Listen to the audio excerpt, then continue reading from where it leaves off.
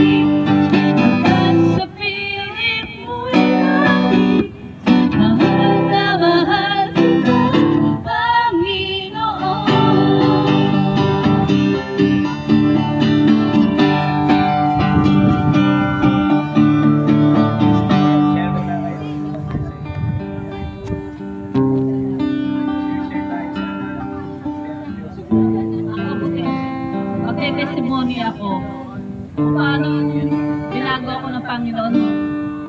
Dati po,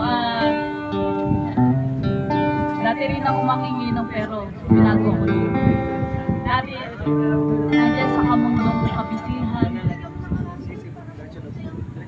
Sa kamundong kabisihan pero yung ginagawa ko ng Panginoon.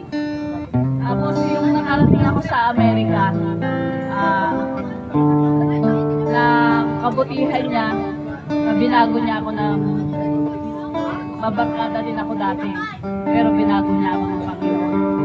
Tapos yung anak ko, sinama ko rin sa Amerika hanggang nakarating kami sa US.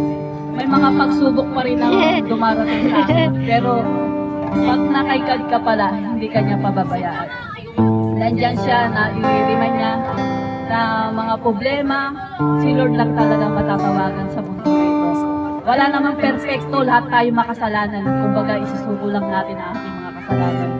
Pero si Lord, nandyan siya, naghihintay sa atin, na tapat nagmamahal sa atin. Kapatid, kung anumang mga pagsubok sa iyong buhay, pero si Lord, tapat nagmamahal sa atin. Jesus love you. Minsan pa awitan natin ang Panginoon. Ang Diyos ang dapat natin maparangalan sa ating buhay. Tayo'y aawit, magpupuri sa ating Panginoon, ang Diyos na buhay.